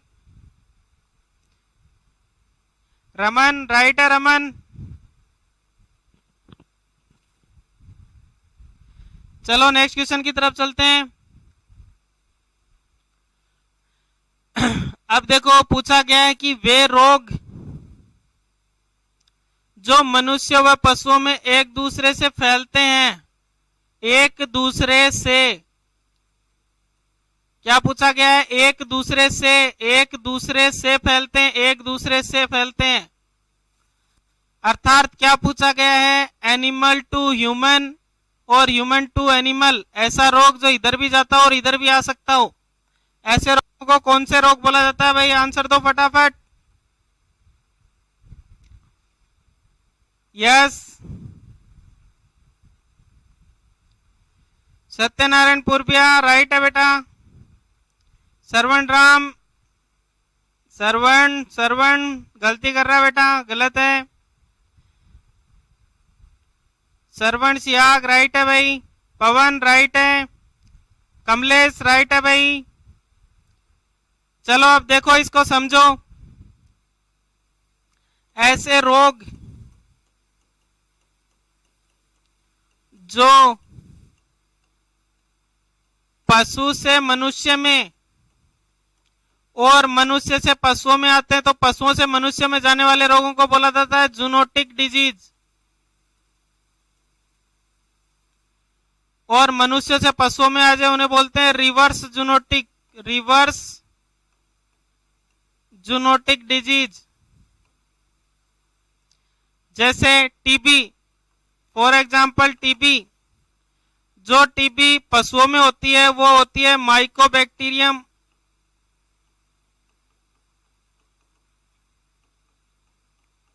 माइकोबैक्टीरियम बोविस से होती है एनिमल्स में, और माइकोबैक्टीरियम ट्यूबरकुलोसिस से होती है ह्यूमन में। अब होता क्या है, यदि किसी ह्यूमन को टीबी हो रखी है तो वो अगर एनिमल के पास जाएगा तो एनिमल को टीबी हो जाएगी। और यदि किसी एनिमल को हो रखी है तो उसका अगर कच्चा दूध अगर ह्यूमन पी ले तो दूध के द्वारा किस में चली जाएगी? ह्यूमन में चली जाएगी। तो ये जो टीबी का साइकिल है ये क्या है? एक जूनोटिक डिजीज है। टीबी क्या है? एक जूनोटिक डिजीज है। ट्यूबरकुलोसिस, समझ में आया? तो इसका आंसर क्या होगा? जूनोटिक डिजीज होगा। अब देखो संक्रामक रोग क्या होते हैं? संक्रामक रोग होते हैं जो एनिमल से एनिमल में जाएं। इसमें क्या पूछा गया है? देखो क्वेश्चन की लैंग्वेज को समझो। ऐसे रोग जो पशुओं से मनुष्यों में जाएं और मनुष्यों से पशुओं में आए, तो ऐसे रोगों को क्या कहते हैं? तो ऐसे रोगों को जूनोटिक डिजीज कहा जाता है। क्या कहा जाता है? जूनोटिक डिजीज कहा जाता है। जबकि संक्रामक रोग क्या होता है? एनिमल से एनिमल में ही जाते हैं भाई। एक ग्रुप में जैसे 10-15 पशु रह रहे हैं, एक के हो रखा है तो 10-15 के हो जाए तो उसको बोलते हैं संक्रामक रोग। जन्मजात रोग का मतलब क्या है? जो जन्म से ही हो, जन्म से ही। जैसे अट्रेसिया एनाई। अट्रेसिया एनाई क्या है? एक जन्मजात रोग है, अर्थात ऐसा बच्चा पैदा हुआ जिसके एनएस थी नहीं, एनएस बिल्कुल पैक थी। तो ये कैसा रोग है? जन्मजात रोग है।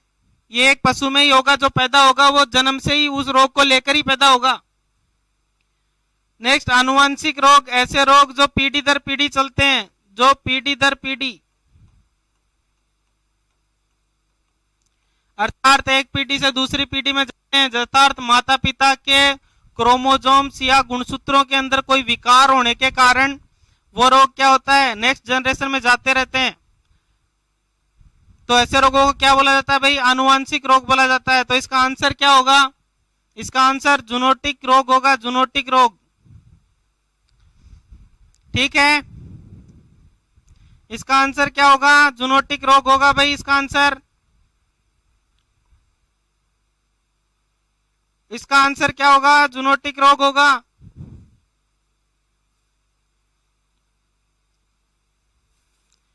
क्या होगा इसका आंसर, जूनोटिक रोग होगा इसका आंसर।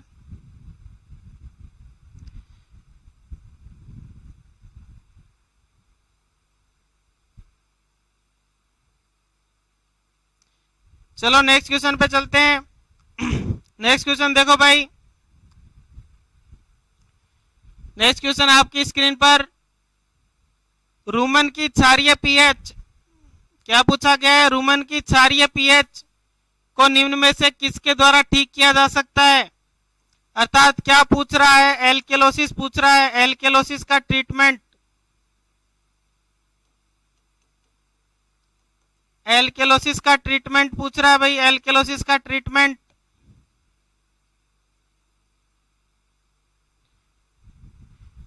एल्केलोसिस का ट्रीटमेंट, जल्दी आंसर दो भाई फटाफट।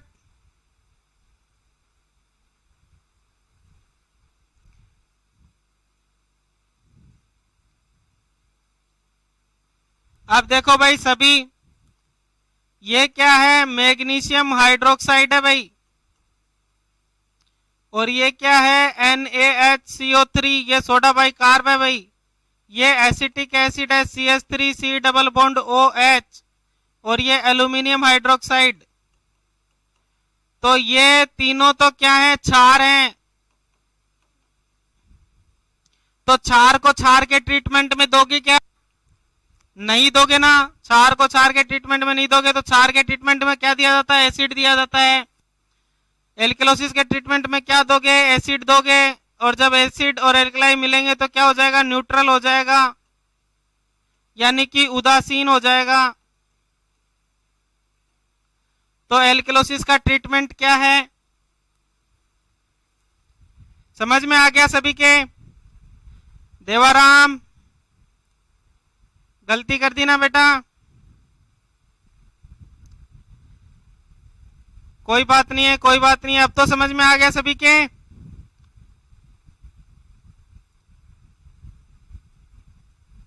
ओके ओके, कोई बात नहीं है देवराम, हो जाती है सिली मिस्टेक, पर आगे नहीं होनी चाहिए, कोई बात नहीं है। चलो नेक्स्ट क्वेश्चन की तरफ चलते हैं। अधिक मात्रा में कार्बोहाइड्रेट युक्त पदार्थ खाने से, क्या बोल रहा है, अधिक मात्रा में कार्बोहाइड्रेट युक्त पदार्थ से रूमन की पीएच कैसी हो जाती है। कार्बोहाइड्रेट खाया है, कार्बोहाइड्रेट से पीएच कैसी होगी रूमन की, रूमन की पीएच पूछी गई है, अम्लीय होगी, क्षारीय होगी, अधिक क्षारीय होगी, या कह नहीं सकते।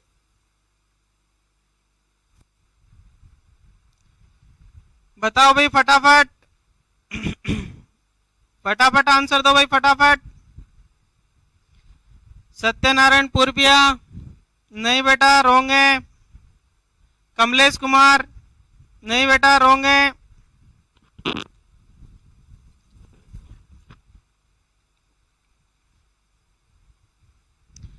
कमलेश कुमार सही है बेटा, सही है, ओके, सॉरी कमलेश, सही है। चलो देखो अब इधर, जब कार्बोहाइड्रेट खाते हैं तो कार्बोहाइड्रेट से क्या बनता है, ग्लूकोज, और ग्लूकोज के फर्मेंटेशन से, ग्लूकोज के किण्वन से क्या बनते हैं, कीटोन बॉडीज बनती हैं, या कह सकते हो वोलेटाइल फैटी एसिड्स बनते हैं, यानी क्या बनते हैं, एसिड। और एसिड बनेंगे तो कैसी हो जाएगी, अम्लीय हो जाएगी भाई, कैसी हो जाएगी, अम्लीय। जब प्रोटीन खाते हैं। प्रोटीन के खाने से क्या होता है? प्रोटीन के अंदर क्या होती है? नाइट्रोजन। नाइट्रोजन से क्या बनती है? अमोनिया। और अमोनिया से क्या बनता है? अमोनियम हाइड्रोक्साइड बनता है भाई। और अमोनियम हाइड्रोक्साइड क्या है? क्षार है। इसीलिए जब प्रोटीन अधिक खाते हैं तो प्रोटीन अधिक खाने से क्या हो जाता है? क्षार हो जाता है। क्लियर है? सफर जिंदगी का एसिडिक। यस बेटा कमलेश, राइट है बेटा कमलेश, वेरी गुड। चलो नेक्स्ट क्वेश्चन की तरफ चलते हैं फटाफट, टाइम वेस्ट नहीं करते हुए। चलो नेक्स्ट क्वेश्चन देखो। कब्ज का कारण यानी कि कॉन्स्टिपेशन या जो कब्ज होती है उसका क्या कारण है?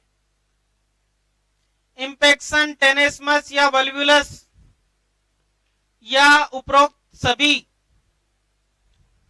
जल्दी बताओ कॉन्स्टिपेशन का कारण क्या हो सकता है इनमें से? कब्ज का कारण क्या हो सकता है? जल्दी बताओ।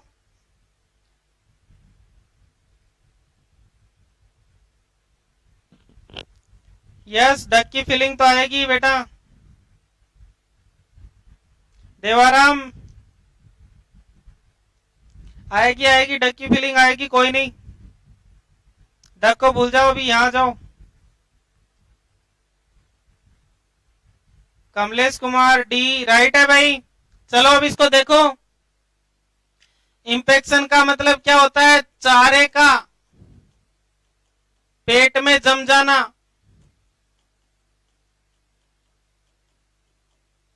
चारे का पेट में जम जाना ही क्या कहलाता है?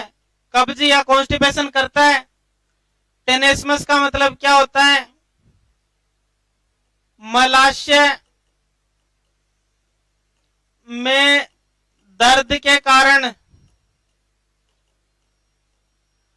मल का नहीं आना, मल का कम आना।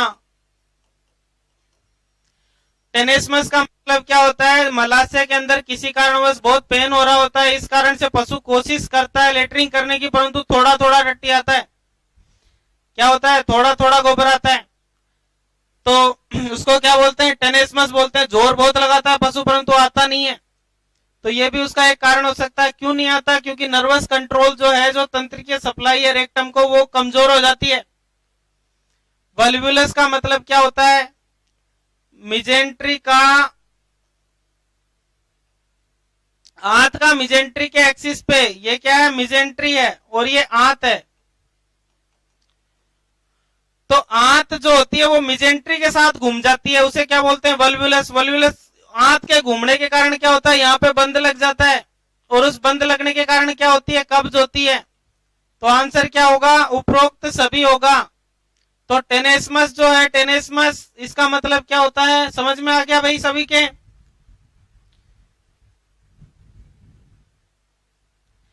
यस, आंत का घूम जाना, लेकिन किसके अगेंस्ट में? मिजेंट्री के अगेंस्ट में। यदि आंत जो होती है वो अपनी एक्सिस पे घूमती है, अपनी एक्सिस पे घूमती है, तो उसे टॉर्जन बोला जाता है। और यदि आंत जो है वो मिजेंट्री की एक्सिस पे घूमती है तो उसे क्या बोला जाता है? वल्वुलस बोला जाता है। क्लियर है?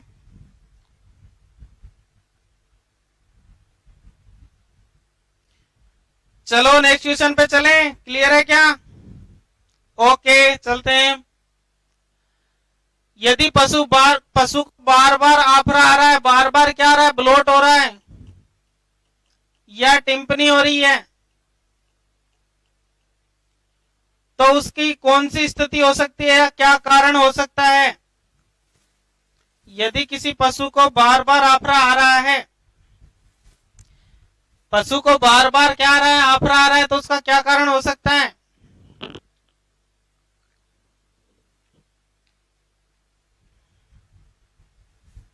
फटाफट बताओ भाई, फटाफट आंसर दो।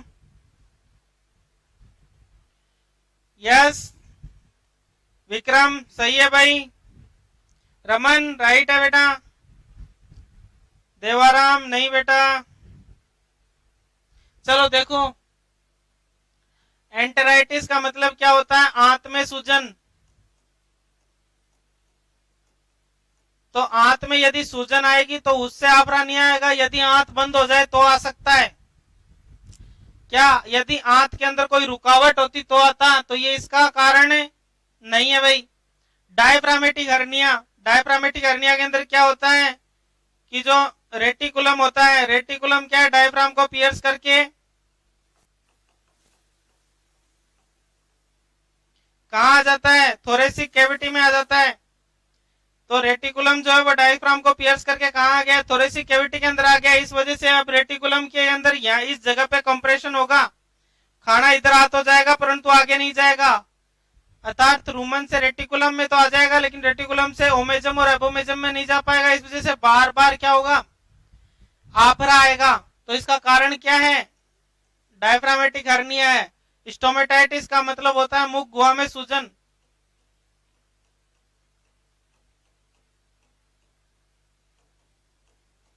और हिपेटाइटिस का मतलब होता है यकृत में सूजन।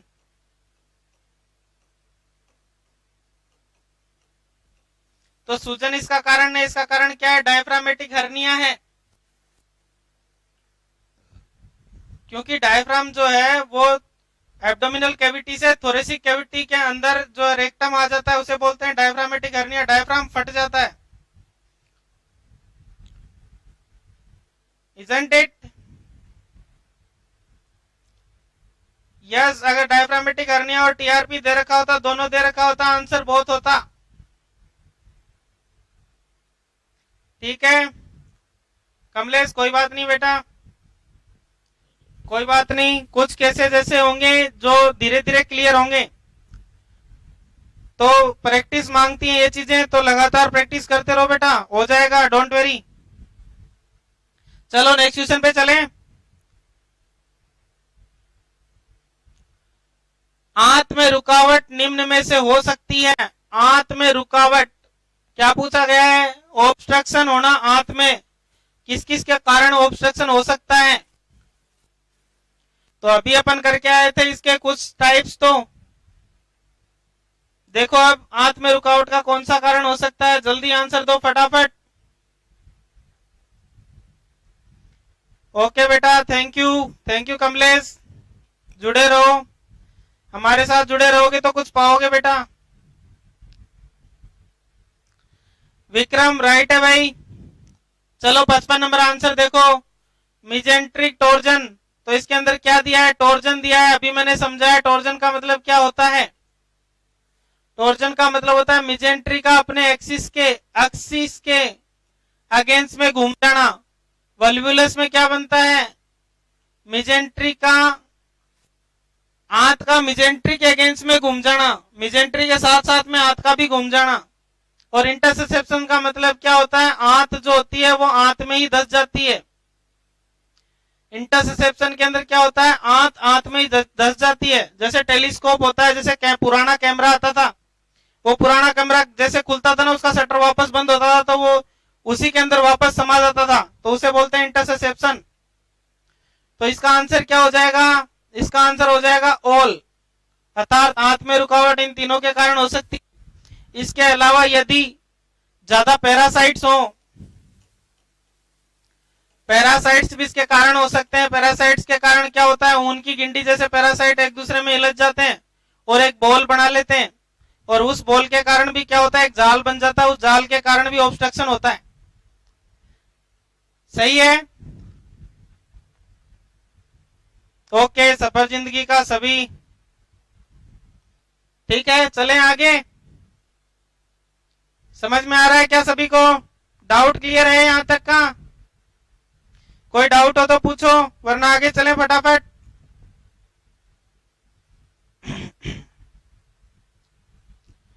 चलो नेक्स्ट क्वेश्चन,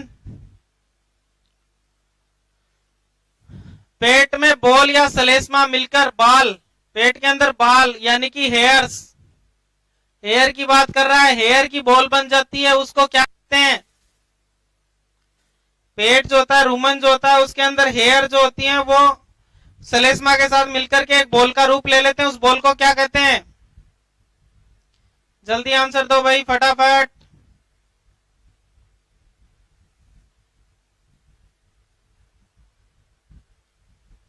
ओके, आंसर दो फटाफट। चलो राइट है भाई, रमन राइट है बेटा, very good Raman, very good. Devaram right है बेटा, कमलेश राइट है। चलो अब देखो, फाइटो वर्ड यूज किया जाता है पादपों के लिए। अगर प्लांट मटेरियल खाने से कोई बॉल बनती है, प्लांट मटेरियल म्यूकस के साथ जमा होकर के बॉल बनाते हैं तो उसे बोलते हैं फाइटोबेजोर। अगर ट्यूमर, ट्यूमर का मतलब क्या होता है? कैंसर। अगर टिश्यू, टिश्यू की ओवरग्रोथ हो जाए, अगर टिश्यू की ओवरग्रोथ हो जाए या उसकी जो सेल्स हैं उनका बार बार अनियंत्रित विभाजन हो तो उसे क्या बोला जाता है? कैंसर बोला जाता है। ट्राइको वर्ड लिया जाता है बालों से। ट्राइको का मतलब होता है बाल और बेजोर का मतलब होता है गेंद। तो बालों की गेंद बन जाना, इसको बोलते हैं ट्राइको बेजोर। और एब्सेसिस का मतलब होता है किसी एबनॉर्मल कैविटी के अंदर मवाद भर जाना। एबनॉर्मल कैविटी,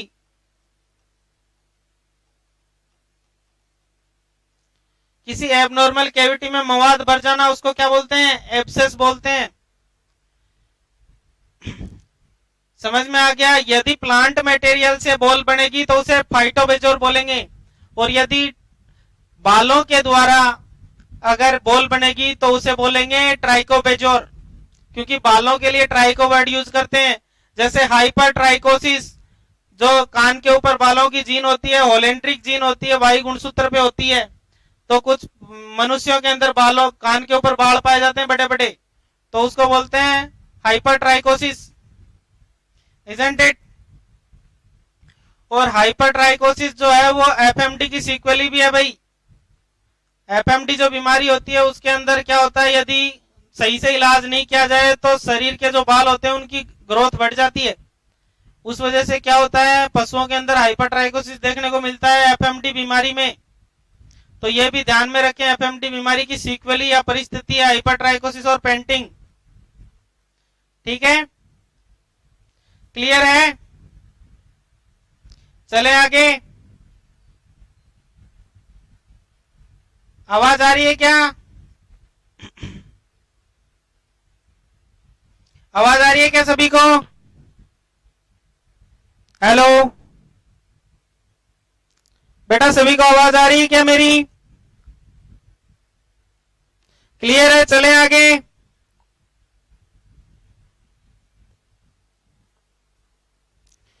नेक्स्ट क्वेश्चन पे चले। ओके, नेक्स्ट क्वेश्चन, पीलिया किस अंग की बीमारी है? पीलिया या जॉइंडिस?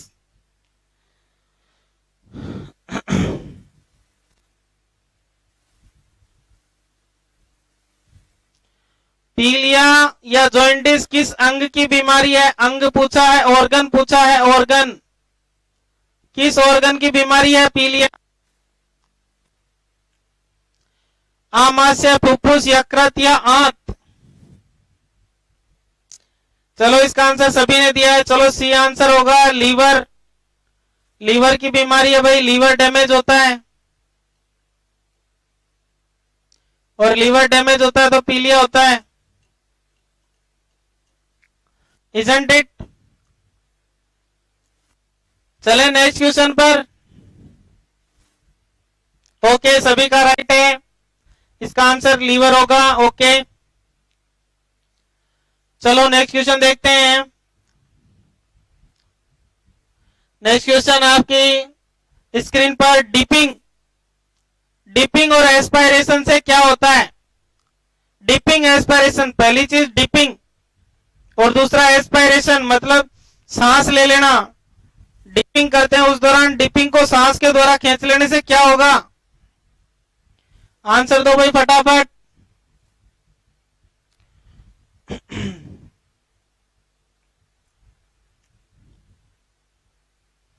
देखो, डिपिंग एस्पायरेशन से क्या हो सकता है? कौन सा रोग हो सकता है? एंट्राइटिस हो सकता है, निमोनिया हो सकता है, स्टोमेटाइटिस हो सकता है या पैरालाइसिस हो सकता है।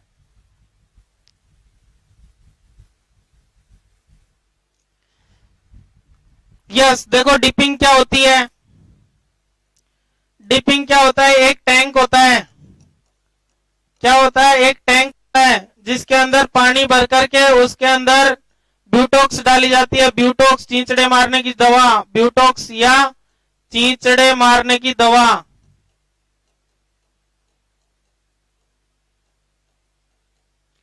और इसके अंदर किसी पशु को खड़ा कर दिया जाता है भाई, ये जैसे कोई पशु है इसको खड़ा कर दिया यहाँ पे, अब इसके जो चींचड़े लग रखे हैं वो चींचड़े तो मर जाएंगे, परंतु ये क्या करेगा, ये इसके साथ जो हवा जाएगी उस हवा को इनहेल कर लेगा, सांस के साथ ले लेगा, और सांस के साथ वो कहां चली जाएगी, फेफड़ों में, और फेफड़ों में जाने के कारण क्या होगा, निमोनिया होगा भाई। तो इसका आंसर क्या होगा, निमोनिया। एस्पायरेट करने का मतलब होता है सांस के साथ अंदर लेना, सांस के साथ अंदर लेना। किसी दवाई को सांस के साथ अंदर लेंगे तो वो दवाई कहां जाएगी, फेफड़ों में, और फेफड़ों में जाएगी तो क्या करेगी, निमोनिया करेगी। इजंट इट राइट है।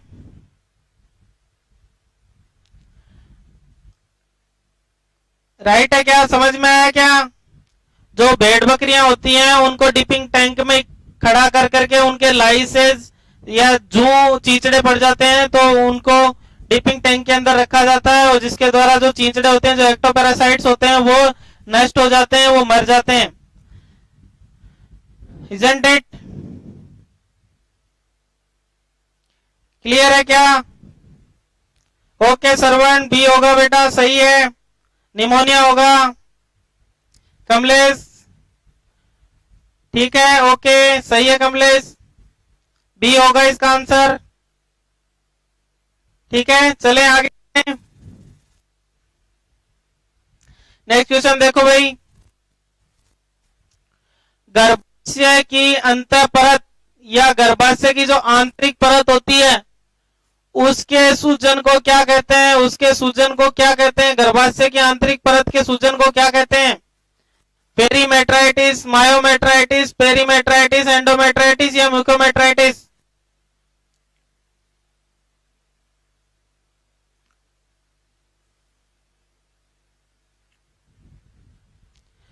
गर्भाशय की जो आंतरिक परत होती है इसके सूजन को क्या कहते हैं।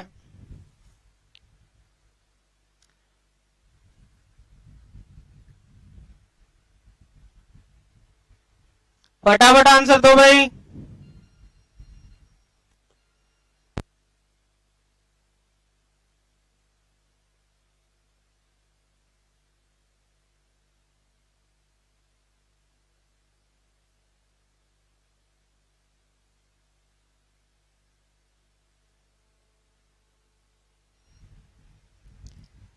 यस चलो देखो अब सभी का सही है भाई, एंडोमेट्राइटिस होगा। अब देखो गर्भाशय की 3 परतें होती हैं, ये गर्भाशय है भाई, 1, 2 और 3। अब ये देखो इसकी जो अंदर ही अंदर वाली परत होगी उसको बोलते हैं एंडोमेट्रियम, बीच वाली को बोलते हैं मायोमेट्रियम, और बार बार वाली को बोलते हैं पेरीमेट्रियम।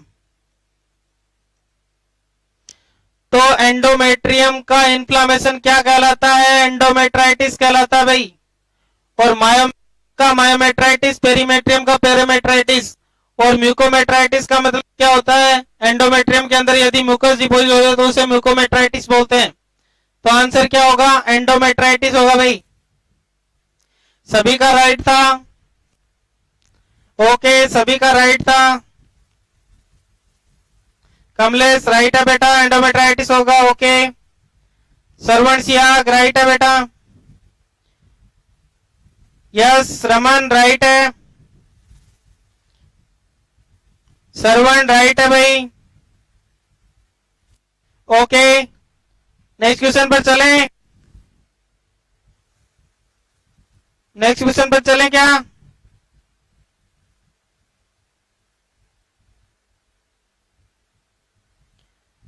ओके चलते हैं नेक्स्ट क्वेश्चन पर। नेक्स्ट क्वेश्चन आपकी स्क्रीन पर आ गया होगा। नेक्स्ट क्वेश्चन है भाई, आमाशय के शोध को क्या कहते हैं? स्टमक। स्टमक का इन्फ्लामेशन पूछा है। आमाशय का शोध पूछा है। आमाशय का शोध पूछा है या इन्फ्लामेशन ऑफ स्टमक पूछा है?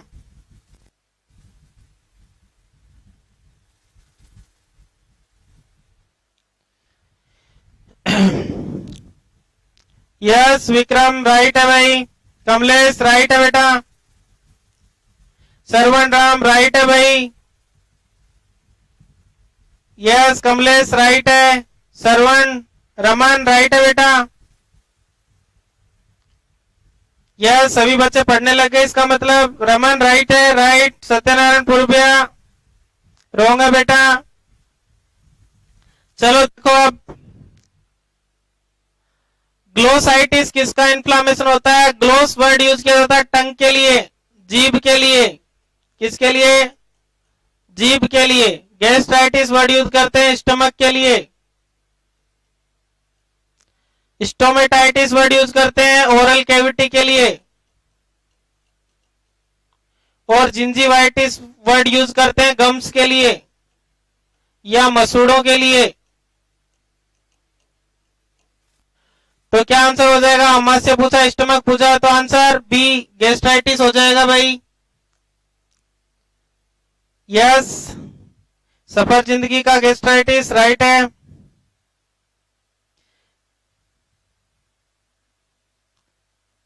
यस बी राइट है भाई, सभी का राइट है गैस्ट्राइटिस। ओके दीप सेरा यस बेटा राइट है। राइट।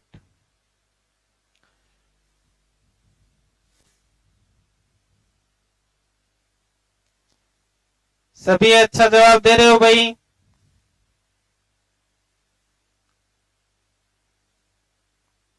ओके बिल्कुल बिल्कुल राइट है बेटा, बिल्कुल राइट है। चलो इसके आगे की कक्षा जो है वो अपन आगे की जो प्रैक्टिस है, आगे के क्वेश्चन है वो अपन कल करेंगे। कल यही टाइम रहेगा भाई 8:30 का। आज तो टेक्निकल मिस्टेक हो गई थी, इस वजह से थोड़ा लेट हुए, परंतु कल समय पर चालू होगा भाई सब कुछ। ओके तब तक के लिए धन्यवाद। और ज्यादा से ज्यादा बच्चों को शेयर करो भाई, ज्यादा से ज्यादा लोगों को बेनिफिट मिलना चाहिए इस चीज का। ठीक है तो आज के लिए बस इतना ही। धन्यवाद। बाकी की जो कक्षा है वो कल इसी समय पर करेंगे। ओके कल फिर मिलते हैं लाइव क्लास में। तब तक के लिए धन्यवाद। और आज के लिए जो लेट हुई उसके लिए सॉरी, क्योंकि टेक्निकल मिस्टेक थी बेटा, इसलिए थोड़ा लेट चालू हुआ। ठीक है ओके